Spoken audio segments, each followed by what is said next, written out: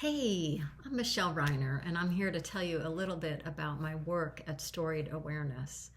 So, I work with leaders, mostly nonprofit leaders, and we know nonprofit leaders need to be strong in fundraising, management, programs, finances, evaluation, all of that, right?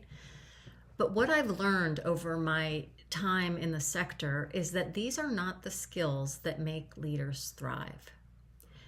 Before we get into what makes leaders thrive, though, let's get to know each other a little bit. I remember, and I don't know if you do, feeling when I was little like I had gifts to offer, right?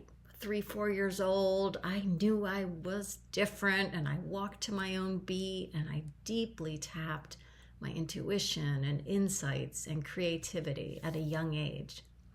But somewhere along the line, right, like maybe middle school, I lost all of that, and I fell into the trap of limited thinking and settling and not feeling good enough.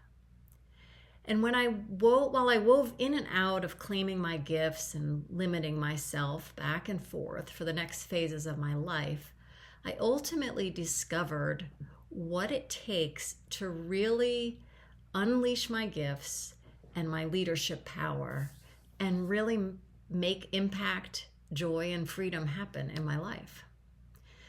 Now, my research on nonprofit leadership has shown that there are 3 stories that many leaders tell themselves. And no matter where you sit in an organization, I consider you a leader because I think if we interact with people and processes, we're leaders. So the 3 stories that leaders tell themselves, especially in the nonprofit sector, are that my work as a leader has to be a sacrifice, financially, time-wise, emotionally. The second thing we tell ourselves is that I need to know how to do it all myself to be effective. And the third thing is that there are these natural leaders out there, those leaders over there for whom it's really easy, but somehow it's hard for me.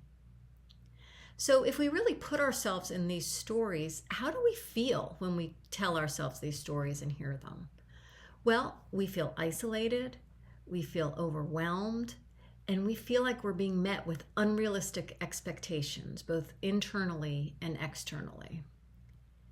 And what happens is that when we believe these stories, we start making up and interpreting situations based on them, based on these feelings and these stories. So I want you to do a quick activity to really understand that. So think to yourself, trouble. Just mentally repeat trouble, trouble, trouble. And notice your feelings and what you're thinking and how you're feeling, how you're showing up right now. Okay? Jot it down. And then let's try again. I want you to think kindness. Kindness, kindness. How do you feel now? And what are you noticing? What happens is we find, experience, and remember what we're looking for. So we get it, right? It makes sense. As leaders, if we're constantly telling ourselves, I'm isolated, I'm overwhelmed, I have all these unrealistic expectations put on me, we're going to be influenced by this. But what I know is it doesn't have to be this hard. Now, we had an orthopedist in our family. My oldest son used to run a lot and was always getting hurt. And this doctor worked with the top teams here in Atlanta where I'm based.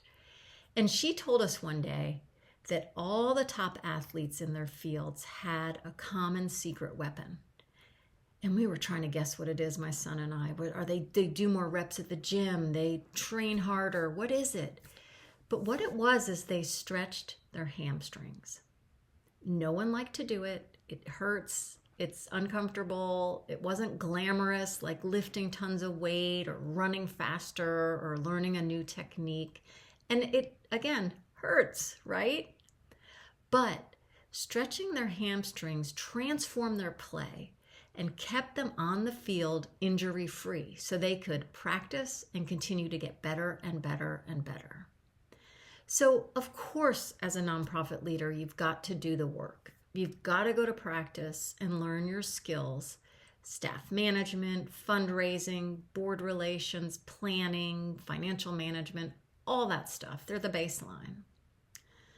But what I know from my years as a leader, as a consultant, and as a coach is the hamstring stretch of nonprofit leadership is putting in the emotional labor and doing your job with self-awareness, vulnerability, and courage.